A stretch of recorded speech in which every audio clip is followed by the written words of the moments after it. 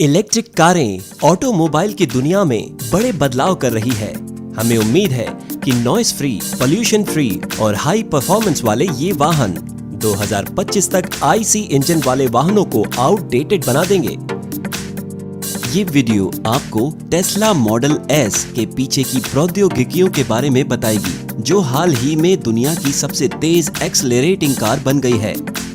हम तार्किक रूप से और विभिन्न चरणों में देखेंगे कि इलेक्ट्रिक कारों ने induction motor, inverter, lithium ion battery power स्रोत और सबसे बड़ा सिंक्रोनाइज्ड वाहन तंत्र की पीछे की प्रौद्योगिकी का विश्लेषण करके कैसे बेहतर प्रदर्शन हासिल किया है। टेस्ला कार का पावर हाउस इंडक्शन मोटर होता है, जो करीब 100 साल पहले महान वैज्ञानिक निकोला टेस्ला द्वारा बनाया गया एक आविष्कार है। स्टेटर और रोटर इंडक्शन मोटर के दो मुख्य भाग होते हैं। आप मोटर निर्माण का विवरण यहां देख सकते हैं। रोटर एंड रिंग के द्वारा कंडक्टिंग बोर्स शॉर्ट सर्किट का संग्रह होता है।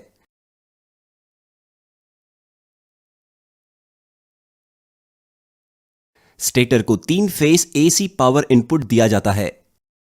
कॉइल में 3 phase AC current rotating magnetic field उत्पन्न करता है। टेस्ला मोटर एक 4 ध्रुव मैग्नेटिक उत्पन्न करती है।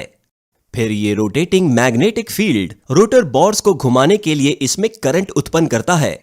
इंडक्शन मोटर में रोटर हमेशा आरएमएफ के पीछे होता है। इंडक्शन मोटर में ब्रश और स्थायी चुंबक दोनों ही नहीं होते हैं, साथ ही ये मजबूत और शक्तिशाली होती है।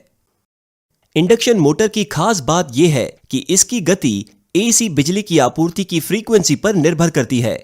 इसलिए केवल बिजली की आपूर्ति की फ्रीक्वेंसी को बदलकर हम गाड़ी के पहियों की गति को बदल सकेंगे। ये साधारण तथ्य इलेक्ट्रिक कार की गति के नियंत्रण को आसान और विश्वसनीय बनाता है। मोटर को आपूर्ति एक परिवर्तनशील फ्रीक्वेंसी ड्राइव से होती है, जो मोटर की गति को नियंत्रित करती है। मोटर की गति 0 से 18,000 आरपीएम तक हो सकती है। इंटरनल कंबशन इंजन पर आधारित कारों की तुलना में ये इलेक्ट्रिक कारें सबसे अधिक लाभदायक है। एक इंटरनल कंबशन इंजन केवल एक सीमित गति सीमा के भीतर ही उपयोगी टॉर्क और पावर उत्पन्न करता है। इसलिए पहियों को सीधे ही इंजन रोटेशन से जोड़ना एक उचित विचार नहीं है। पहियों की गति को बदलने के लिए एक ट्रांसमिशन लगाया जाना चाहिए। दूसरी ओर एक इंडक्शन मोटर किसी भी गति सीमा में बेहतर काम करेगी। इस प्रकार किसी इलेक्ट्रिक कार के लिए अलग अलग गति के ट्रांसमिशन की आवश्यकता नहीं है। इसके अलावा एक आईसी इंजन प्रत्यक्ष घूर्णन गति को उत्पन्न नहीं करता है। पिस्टन की रैखिक गति को घूर्णन गति में परिवर्तित किया जाना है। यह यांत्रिक संतुलन के लिए बड़ी समस्याएं पैदा करता है। इंटरनल कंबशन इंजन एक इंडक्शन मोटर की तरह सेल्फ स्टार्टेड नहीं है। इसके अलावा एक आईसी का पावर आउटपुट हमेशा असमान होता है। इस समस्या के समाधान के लिए कई अन्य उपकरणों की आवश्यकता होती है। दूसरी तरफ एक इंडक्शन मोटर के साथ आपको प्रत्यक्ष घूर्णन गति और एक समान पावर आउटपुट मिल सकेगा। आईसी इंजन में उपयोग होने वाले कई पार्ट से यहां बचा जा सकता है। इन सब के परिणाम स्वरूप उच्च प्रतिक्रिया दर और पावर टू वेट अनुपात इंडक्शन मोटर में स्वाभाविक रूप से उपलब्ध है, जिससे वाहन बेहतर प्रदर्शन करते हैं। लेकिन मोटर को पावर कहां से प्राप्त होती है? ये एक बैटरी पैक से मिलती है। बैटरी डीसी पावर उत्पन्न करती है, इसलिए मोटर को आपूर्ति करने से पहले इसे एसी में परिवर्तित करना पड़ता है। इसके लिए एक इन्वर्टर का उपयोग किया जाता है। ये power electronic device AC power frequency को भी नियंत्रित करता है, इसलिए मोटर की गति को नियंत्रित करता है। इसके अलावा इन्वर्टर एसी पावर के एम्पलीट्यूड को भी बदल सकता है, जो मोटर पावर आउटपुट को नियंत्रित करेगा। इस प्रकार इन्वर्टर इलेक्ट्रिक कार के मस्तिष्क के रूप में कार्य करता है। अब हम बैटरी पैक की बात करते हैं। आपको ये जानकर हैरानी होगी कि ये केवल कॉमन लिथियम आयन सेल का एक कलेक्शन है, जो हम अपने दैनिक जीवन में इस्तेमाल करते हैं। सेल सीरीज और पैरेलल के संयोजन में जुड़े रहते हैं और आपकी इलेक्ट्रिक कार को चलाने के लिए आवश्यक पावर उत्पन्न करते हैं। सेलों के बीच में अंदरूनी ट्यूबों के माध्यम से ग्लाइकाल शीतलक गुजरता है। ये टेस्ला का एक प्रमुख नवाचार है। कुछ बड़े सेलों के स्थान पर कई छोटे सेलों का उपयोग करके प्रभावी शीतलन निश्चित रूप से मिलता है। ये थर्मल हॉटस्पॉट को कम करता है और यहां तक कि तापमान वितरण भी हासिल करता है, जिससे बैटरी पैक की लाइफ बढ़ जाती है। सेल को इस तरह व्यवस्थित किया जाता है कि जरूरत पड़ने पर इस मॉड्यूल को अलग अलग किया जा सके। बैटरी पैक में 16 ऐसे मॉड्यूल हैं जिसमें लगभग 7000 सेल हैं। गर्म ग्लाइकॉल एक रेडिएटर से गुजरकर ठंडा होता है जो वाहन में आगे स्थित होता है। इसके अलावा आप देख सकते हैं कि कम ऊंचाई वाला बैटरी पैक जमीनी स्तर के करीब लगाए जाने पर वाहन के गुरुत्वाकर्षण केंद्र को नीचे कर देगा।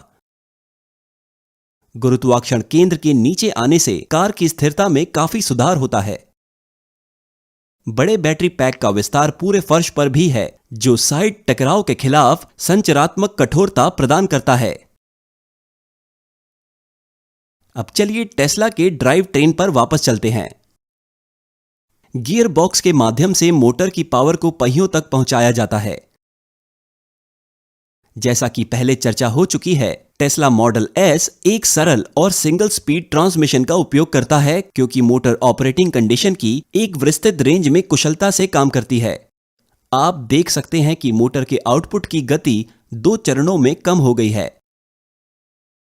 यहां तक कि एक इलेक्ट्रिक कार में रिवर्स गियर लगाना काफी आसान है, बस इसके लिए फेस को क्रम को बदलना होता है।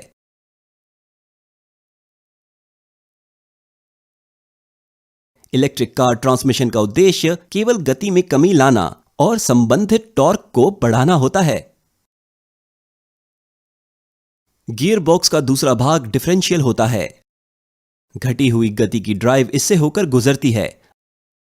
आप देख सकते हैं ये एक सिंपल ओपन डिफरेंशियल है। हालांकि ओपन डिफरेंशियल में टायर का रोड के साथ घर्षण नियंत्रण की समस्या आती है, लेकिन एक ऐसी उन्नत कार लिमिटेड स्लिप डिफरेंशियल के बजाय एक ओपन डिफरेंशियल का उपयोग क्यों करती है? इसका जवाब यह है कि ओपन डिफरेंशियल अधिक खुरदुरा है और अधिक टॉर्क बनाए रख सकता है। ओपन डिफरेंशियल में टायर का रोड के साथ घर्षण नियंत्रण की जो समस्या आती है, उसे 2 प्रभावी तरीकों सेलेक्टिव ब्रेकिंग और पावर की आपूर्ति को रोककर दूर किया जा सकता है। एक इंटरनल कंबशन इंजन में ईंधन की आपूर्ति रोककर पावर की आपूर्ति रोकना उतना अच्छे से काम नहीं करता है, जबकि एक इंडक्शन मोटर में ईंधन की आपूर्ति रोककर पावर की आपूर्ति रोकना बेहतर काम करता है और घर्षण का नियंत्रण प्राप्त करने के लिए ये एक बेहतर साधन है। टेस्ला में ये सभी सेंसर और नियंत्रकों की सहायता से स्टेट ऑफ आर्ट एल्गोरिथम का उपयोग करके पूरा किया जा सकता है। संक्षेप में, टेस्ला मोटर्स ने एक जटिल मैकेनिकल हार्डवेयर सिस्टम को स्मार्ट और बेहतर सॉफ्टवेयर से बदल दिया है। क्या आपको पता है कि इलेक्ट्रिक कार को सिर्फ एक पैडल की सहायता से चलाया जा सकता है?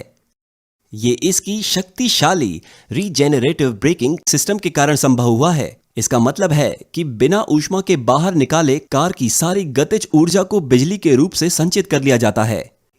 एक इलेक्ट्रिक कार में जैसे ही आप एक्सेलरेटर छोड़ते हैं, रीजेनरेटिव ब्रेकिंग काम करना शुरू कर देता है।